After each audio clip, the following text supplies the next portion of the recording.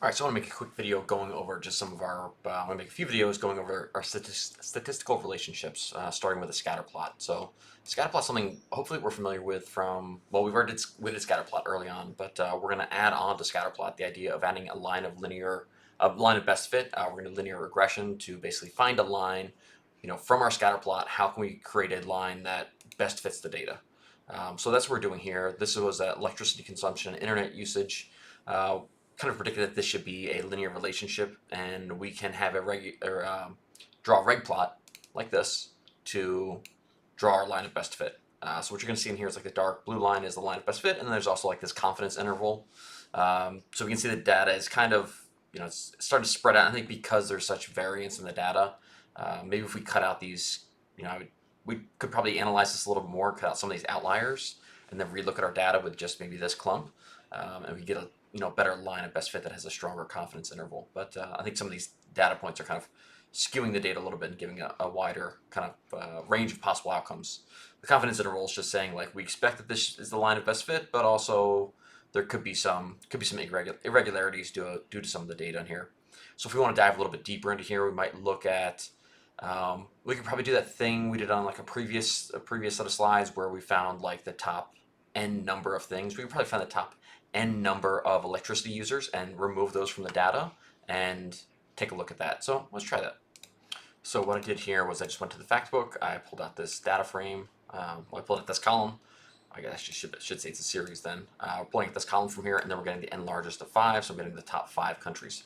So what I'd like to do is maybe use those 5 countries, pull out this index, and maybe make a, I guess I could do this one of two ways. I could either, I'm thinking like I'm going to use a mask. I could probably use a mask where just pulling out the countries, that's probably a better way of doing it.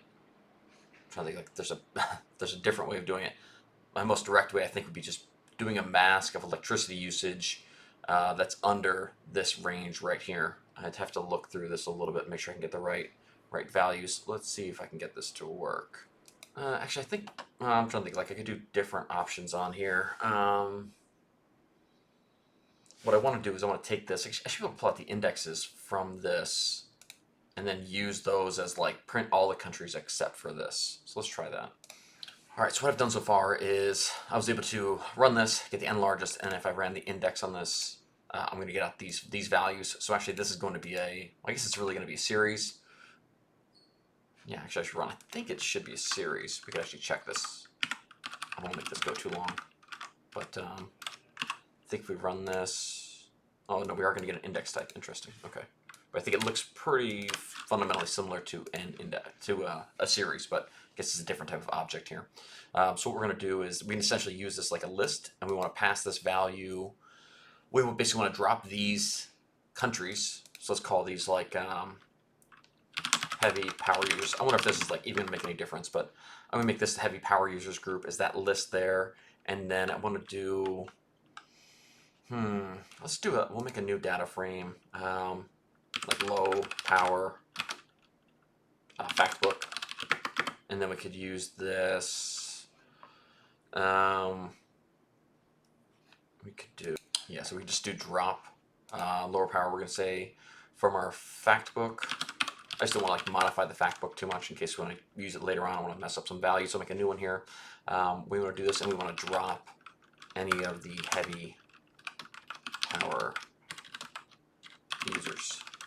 And then, so let's see, let's try and run that. And I think the next thing we want to do then is let's add in a new line below where we're going to run the linear regression on this for, instead of doing fact book though, we want to do heavy, we want to do low power fact book.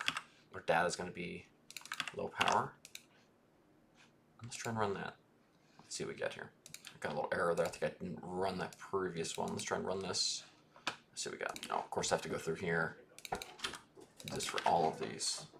All right, so going through all that, we can see that basically I've dropped this down and we get like a much more condensed view of some of these things with some of those outliers removed. I think if I really want to go through this a little bit more, I probably could have, I just kind of did this graphically, just kind of looking at this visually. It would have been interesting also to put in maybe, I'll make this go forever. I could definitely put it in a box plot here and figure kind of what are the outliers based on that, which ones are going past the kind of predicted maximum to figure that out, but I want to stop this here. So just another thing we could try and do to isolate down for specific users out of this to see if our linear regression is going to get any better. Looks like it's still kind of that same thing, but we can see a little more focus in on some of our details.